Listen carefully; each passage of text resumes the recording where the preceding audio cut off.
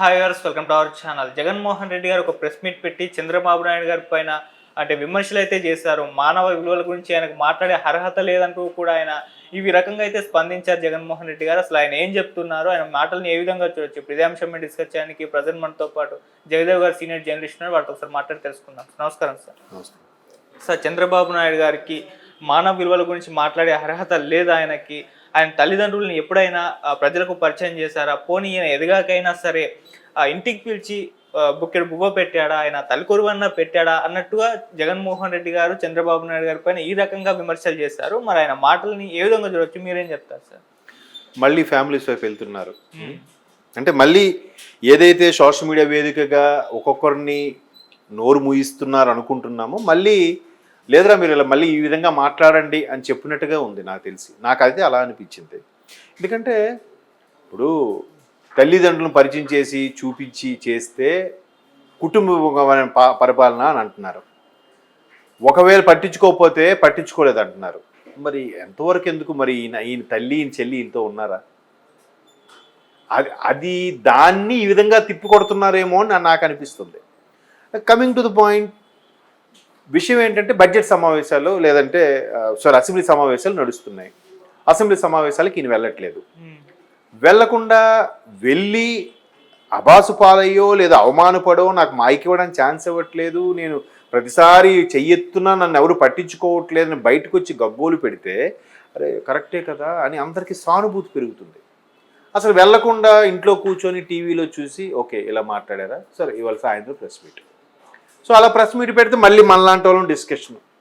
ఇప్పుడు సభలో ఆయన ఏమంటున్నారు చంద్రబాబు నాయుడు గారు, క్లియర్గా ఎంత అప్పు చేసి ఎంత ఉంది లెక్కలతో సహా చూపిస్తుంది, మళ్ళీ అబద్ధాలని చెప్తున్నారు, బుకాయిస్తున్నారు, రివర్స్గా వేస్తున్నారు, దీన్ని ఎలా చెప్పాలి అధ్యక్ష అన్నట్టుగా ఆయన మాట్లాడుతున్నారు. బయటకు వెంటనే ఈవినింగ్ ఈయన ప్రెస్ మీట్ పెట్టి ఇవి ఆయనకు అంతకు ముందే ఇన్ని లక్షలు ఉంది, ఇప్పుడు నుంచి ఎంత ఉంది, ఎలా అవుతుంది అని. అంటే అసలు ఎలా, అసలు అంతకుముందే అన్ని లక్షలు ఎలాగొచ్చింది? ఇప్పుడు ఒక్కొక్కటి రాష్ట్రం ఇది జరుగుతుంది, క్యాపిటల్ లేదు, ఒక్కొక్కటిగా ప్రాజెక్టు అన్నీ చూపిస్తున్నారు. ఒక పోలవరం చూపించారు, అది చూపించారు, పోలవరం 70% అయిపోయిందని అక్కడ కదా ఆపేశారు. లేదా అమరావతిలో secretariat, high court, CM camp office, పెద్ద పెద్ద వాళ్ళ ఆఫీసర్స్ బంగ్లాలు, second B grade second class సంబంధించిన ఎంప్లాయీస్ బ్లాక్స్, 4 టవర్లు, ఇవన్నీ కట్టేశారు కదా, ఇవన్నీ జరిగాయి కదా. వీటన్నిటికి ఎంత వెచ్చించారు? ఆ తర్వాత వచ్చిన దానికి ఏం కట్టారు? ఆ తర్వాత వచ్చిన ప్రభుత్వం ఏం కట్టింది ఏమైనా? అదేంటది ఋషికొండ బీచ్, ఆ ఋషికొండ కొట్టేసి బోడుగుండు కొట్టేసి కట్టారు. అది ఎలాగో వైరల్ అవుతుంది. ఒక్కొక్క స్క్వేర్ ఫీట్కి 26,000 ఖర్చు పెట్టారు. ఒక్క స్క్వేర్ ఫీట్కి 26,000. బాత్రూంలో టబ్బు 3.5 లక్షలు ఏదో వచ్చాయి కదా వార్తలు.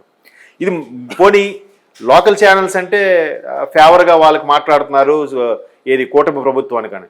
నేషనల్ ఛానల్ కూడా దుయ్యబట్టింది కదా, దాని మీద స్పెషల్ స్టోరీలు చేసింది కదా. మరి వాళ్ళ మీద ఏం చెప్తారు? వాళ్ళ మీద కూడా తిట్టొచ్చు కదా. ఇక్కడ స్థానికంగా ఉండే వేరే ఛానల్స్ని తిడుతున్నట్టుగా ఆ ఛానల్స్ కూడా తిట్టొచ్చుగా, అనొచ్చుగా. ఎందుకు అనరు? సో అట్లా అన్ని చేసి అప్పుడు ఇంతకైంది అనకుండా ఎంత నేను రాకముందు ఎంత అయ్యింది, అంతకుముందు ఎంత అయిందని అదే వివరణ ఇచ్చుకుంటున్నాడు. అదే చెప్పిన మాటే చెప్తున్నాడు ఆయన. మొన్న కూడా మా ప్రభుత్వం కన్నా ముందే ఇలా జరిగిందని మొన్న ప్రెస్ మీట్ కూడా మాట్లాడాడు ఆయన. మళ్ళీ ఇప్పుడు అదే ప్రయత్నం చేస్తున్నాడు ఆయన. అంటే విమర్శకి తిప్పుకొట్టడం తప్పు లేదు, కానీ దాన్ని మీ నాన్న అమ్మకి ఎప్పుడైనా తిండి పెట్టావా, మీ అమ్మా నాన్నని ఎప్పుడైనా గౌరవించావా? Personal life. అంతకుముందు కూడా ఎలక్షన్స్ ముందు ఒక వైసీపీ నేత ఏమన్నారంటే, చంద్రబాబు నాయుడు తండ్రి చనిపోయినప్పుడు కనీసం మీసాల గడ్డాలు కూడా తీయలేదన్నాడు ఎవడో ఒక పెద్ద మనిషి. అంటే ఇప్పుడు ఆయనకి ఏదో సమ్ డిసీజ్ ఏదో ఉంది, దానివల్ల ప్రాబ్లం అని కూడా అందరికీ తెలుసు. దానికి దీనికి లింక్ ఏంటి? అక్కడ చాలా ఇప్పుడు అన్ని స్నానాలు చేసి నీట్గా పట్టుబట్టలు కట్టుకొని బొట్టు పెట్టుకొని గుడికెళ్ళి అక్కడికి అమ్మ బూతులు తిట్టుకొని గుడిలో కూడా ప్రశాంతం లేకుండా ఉండడం బెటరా? స్నానం చేయకపోయినా బ్రష్ కూడా చేయకపోయినా ప్రశాంతమైన వదనంతో వెళ్ళి కూర్చొని గుడిలో కూర్చోవడం మేలా? చెప్పండి. ఏం చెప్తుంది అసలు సనాతన ధర్మం? అంటే ఇవన్నీ క్లీన్ షేవ్ చేసేసి అమ్మ నాన్నలకు ఉన్నప్పుడు పరిచయం చేయలేదా అని అంటే, పరిచయం చేస్తే ఆ కుటుంబాన్ని దీని మీద తీసుకొస్తున్నారన్నారు. ఇప్పుడు అంతెందుకండి, కేసీఆర్ గారు వాళ్ళ మనవడిని ఎక్కడో స్టేజ్ మీద తీసుకొచ్చారని మనవడిని కూడా తీసుకొచ్చాడని కూడా విమర్శించలా? మరి ఇక్కడ చిన్న పిల్లడే మన కేటీఆర్ గారు అబ్బాయి, ఆయన కూడా వదలలేదు రాజకీయాల్లో విమర్శకులు. ఇప్పుడు ఆయన తండ్రిని పరిచయం చేయలేదు ఈయన అంటున్నాడు. ఈయన తండ్రిని పరిచయం చేస్తే ఓహో ఈయన ముఖ్యమంత్రి కదా కాబట్టి తల్లి తండ్రికి ఇచ్చే ఈ సొంత కాన్వాయ్లో తీసుకెళ్ళాడు, ఈయన కాన్వాయ్లో రాచమర్యాదలు చేస్తున్నాడు, ఇలా మాట్లాడతారు. మళ్ళీ ఇది ఖచ్చితంగా పర్సనల్గా వెళ్ళడమే. అంటే నీకు అక్కడ చెప్పేవన్నీ అసెంబ్లీలో చూపించేవి ఏవైతే ప్రభుత్వం చూపిస్తుందో అవన్నీ అబద్ధాలు అని చెప్పడం రాక, ఇంకా చెప్పడానికి బుకాయించడానికి టైం సరిపోక ఇట్లా పక్కతోకి వెళ్ళిపోతున్నారు. ఇప్పుడు ఆయన అది అడగలేదుగా, నీ తల్లిదండ్రులు నువ్వు చూసావని అని అడిగితే నువ్వు ఈ మాట అనాలి. అది వదిలేసి నువ్వు పక్కోడికి పెట్టలేదు, నీ తల్లిదండ్రికే పెట్టలేదు. అంతకుముందు ఆవిడెవరు, యాంకర్ శ్యామల గారు, పవన్ కళ్యాణ్ అనే వ్యక్తి ఇంతవరకు ఆయన ఎవరికి సహాయం చేయడం, హెల్ప్ చేయడం నేను చూడలేదంట. ఆవిడ చూడలేదంట. మరి ఆవిడ ఇండస్ట్రీలో ఉందో ఎక్కడుందో తెలియదు.